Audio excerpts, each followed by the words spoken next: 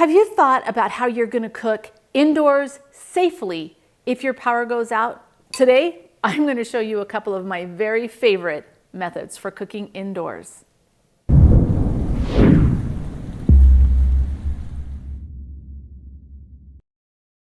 Hey, Provident Preppers! We need to be prepared for the power to go out, both long-term and short-term. And that means being able to cook your food indoors safely, even during a power outage. And today I want to show you a couple of my favorite recipes. One is for my Grandma Elsie's applesauce spice cake, and one is just a basic recipe for chicken vegetable soup that you can make with all kinds of different ingredients that are either shelf stable or different leftovers that you have in your fridge, because we want to do things frugal friendly. And so this is just my very favorite basic chicken soup recipe that I make all the time. We'll cook the spiced applesauce cake in the EMBER, and we'll do the chicken soup on the VESTA. So for Grandma's recipe, the first thing you start with is 1 1/4 cup of applesauce. We just made applesauce, so this is perfect. But you can also just use a can of applesauce. The recipe calls for 1 cup sugar and 1/2 cup of oil, but I really like to use honey in my recipes. So we're substituting 2/3 of a cup of honey for the sugar, and then we'll make another modification in the recipe. But I always put the oil in the cup first and then pour in the honey. It makes it easier to measure, and then it also helps it come out cleaner. And 2 eggs. And we're just gonna stir these wet ingredients together. After these are combined, I'm going to add 1/4 teaspoon nutmeg, 1/4 teaspoon allspice, and 1/2 teaspoon of cinnamon, and 1 teaspoon baking soda, 1/2 teaspoon baking powder, and 1/2 teaspoon salt. My grandmother would always mix it in with the flour, but I like to just mix it in the wet ingredients. And then we have 2 cups of flour. Now, Grandma used white flour, but I use 100% whole wheat. Now, Grandma's recipe also called for 3 tablespoons of milk, but because I'm using honey, I needed to adjust the liquid in the recipe, so I omit the milk. I'll totally leave this recipe in the description for you, but super easy. Just dump all those ingredients in there. If you don't have eggs, I have an entire video on shelf-stable egg substitutes that you might want to try, but we just mix it until it's combined, just like this. The recipe calls for 1/2 cup of nuts. We absolutely love nuts, so I'm gonna put it in, but if I'm making it for my daughter who is allergic to nuts, I just leave it out. Now, I already sprayed this loaf pan. Now, to make this incredibly delicious, we are just gonna make a little topping that has 1/4 cup of chopped nuts, 1/2 teaspoon of cinnamon, and 1/4 cup brown sugar, but we actually used coconut sugar instead. And I'm just going to put that right on the top. And now with the EMBER, I started this about 30 minutes ago. And all I did to start it, that's what makes this so cool, is we have this little drawer right here, and it holds 2 cans of canned heat. And I'm just going to extinguish one of those, because what I want to do is I want this to cook at about 350 degrees. So 2 cans had totally gotten it a lot hotter than what I wanted it to be. If I leave this door open, it'll cool it a little bit, but now we only need the 1 can. So when I'm cooking with the canned heat, that's how you regulate the temperature, because there's nothing that you can turn higher or lower. You can just adjust the vents. But now I'm just gonna stick this right here inside the EMBER and close the door and let it cook. This makes it easy to bake. Now, the one problem with the EMBER is that you saw that loaf pan, that's about as big as you can cook in it. So it's a smaller space, but you can definitely cook in it. So that's really cool. I'm just gonna let that bake in there. The goal is 350 degrees for about an hour or so until it's completely cooked through. Now let's get to the soup. Okay, now we're gonna make the soup in the VESTA, but we're going to continue to watch this because you can see that it's gonna toggle back and forth the temperature. So if it falls down below 300, we're just gonna light it, one of them again, so that it'll bring it back up to 350. In fact, maybe I should show you how to do that right now. So I'm just gonna take this cap off,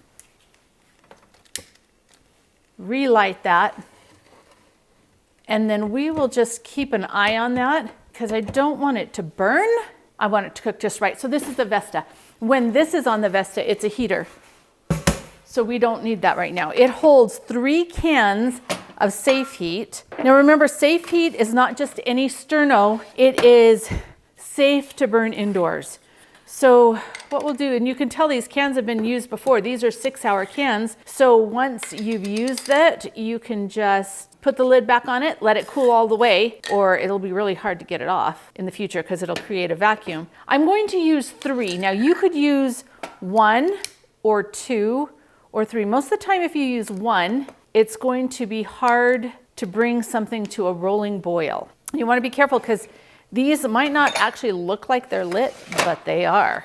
With 3 of these, we should be able to bring this water up to a boil very quickly. Now, for this recipe, this is just a chicken vegetable kind of recipe, and it's basic. You can do anything that you want with it. So I started with about 2 quarts of water in here. However, I'm going to be using a lot of freeze-dried stuff. If you are going to put a lot of canned foods in here, you might only want to use 1.5. And if I were using fresh ingredients, so our recipe calls for onion and garlic and carrots and celery. If I were using fresh of those ingredients, I would actually put some oil in the pan, saute them first, then add the water. But because we're using all dehydrated and freeze-dried, we're just going to go with it like this. The first thing that I have here is actually some freeze-dried ginger. My recipe doesn't actually call for it, but I always add it because ginger is so healthy and I love the flavor that it gives. These are dehydrated onion flakes. We did an entire video on how to store onions and we talk more about that there, but we're using about 1/2 cup of onion flakes. If you were using fresh onion, I would use an entire large onion. I love the flavor that onion adds. These are aromatics and this is what actually gives it the flavor. This is freeze-dried celery. I use that usually over fresh just because I can go, in fact, it's almost Thanksgiving, and I will go around this time of year and I will buy a whole bunch while it's on sale and I will freeze dry everything that I need for an entire year. So this is 1 cup of freeze-dried celery. However, you can also just dehydrate it, and dehydrated celery will work really well in here too, but you don't use as much because when you're using dehydrated celery, it like shrinks way down. So I would only use a couple tablespoons of dehydrated celery. Carrots are also really important for the base. You can use dehydrated or freeze-dried, but we bottled a whole bunch of our carrots one year, and so I'm just using those. This is freeze-dried garlic. I like about 3 cloves because I want it very, lots and lots of spice because that's where the nutrition is. 2 tablespoons of parsley. I always use some turmeric in it because turmeric, it gives it a nice yellow color, but turmeric is super healthy. So it's a great way to just get a little boost. I use a teaspoon of basil, 1/4 teaspoon of oregano, 1/4 teaspoon of thyme, 1/2 teaspoon of pepper. You can totally add more pepper if you want. A lot of people will use a bouillon base for this, and you totally can do that, especially if you're cooking in a power outage. It might be really handy and really quick, but I don't because it has MSG. So I use a heaping tablespoon of salt. If you are using bouillon, adjust the recipe, put less salt in it or it'll be way overwhelming. And then 2 bay leaves. Now with the bay leaves, some people who don't cook from scratch don't understand you don't actually eat the bay leaves. Once it's all done, you will take them out. It just flavors the soup incredibly. This is brown rice. You can use raw brown rice. You can use barley. You could even use pasta in this, but add the pasta after it's all completely cooked. You'll like add it in the last 10 minutes. But sometimes I have a little bit of leftover rice after dinner and we're not gonna eat it, but it's not much to do. Like you can't do much with it. So I'll just stick it in the freezer. And then when I make something like this soup, I will take it out and that way we're not wasting anything. The frugal friendly piece of it, right? We got to use what we have. But one of the things that brown rice does is it will help to thicken your soup. The barley does that too. So don't add a whole lot. I wouldn't do more than 1/2 cup in this size recipe. Now you've got the basic and you can add whatever you want to it. When I go to Costco, I buy rotisserie chickens. They're fairly cheap and you can tell this is really thick. This is just, I've boiled or I've simmered for at least 24 hours, all of the bones, and it makes this wonderful bone broth. And then I put it in the fridge or in the freezer so that I can add it whenever I want to. And then this is the size package. I deboned the whole chicken and put it in little bags like this and put it in the freezer because I know I have to use 2 bags for this, but if I was only making a salad for myself, I would only need 1 bag. This also freeze dries really, really well. Today I had spinach left in my fridge that needed to be used up. So I'm adding spinach. This is actually a little bit more than what you might want to use, but spinach is full of all kinds of great nutrition. You can put canned anything in here. Canned green beans, canned tomatoes, canned corn, and make sure you're using the juice because the juice actually has a lot of flavor in it. Now, these are green beans that I freeze dried. I love to put green beans in here. You could do anything you want in here. You could add mushrooms if you like, whatever. But now we're on the VESTA. And I'm just gonna put the lid on. Remember, I'm using 3 cans here because I want it to come to a nice rolling boil. In fact, we had some comment from somebody that said, the VESTA can't boil water. Well, I'm gonna show you that the VESTA absolutely can boil. If you're using 1 can, it only gets to a little simmer. But with all 3 of these cans on here, this should actually come to a boil fairly quickly. And in order to reduce it to a simmer, we will extinguish one of the cans so that it's a lower temperature. So we'll be right back.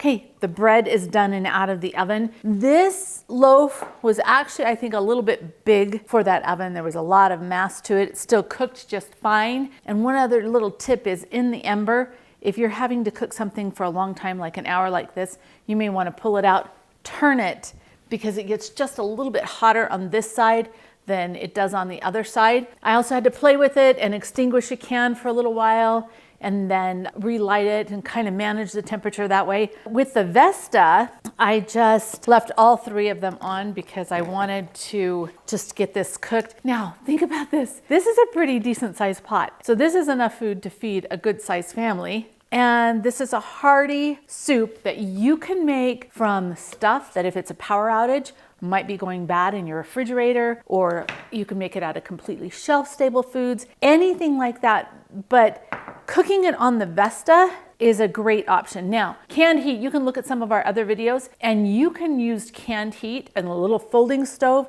It won't bring it to a rapid boil like this because there's only 1 can, but you can still make it work. Canned heat is super expensive if you buy it from the company that sells both the EMBER and the VESTA, which if you have the money, great. You know, you can just purchase it from them. But if you're trying to save money, I definitely go to Sam's Club or another catering supply store because it's only $20 for 12 6-hour cans. And that is a lot of fuel. So that's my scoop for today. If the power goes out and it's a blizzard outside, I can cook inside very easily and very quickly. I have a wood burning stove, but it's a lot of work, and some places wood burning stoves aren't actually allowed. So both the EMBER and the VESTA I think are really good options.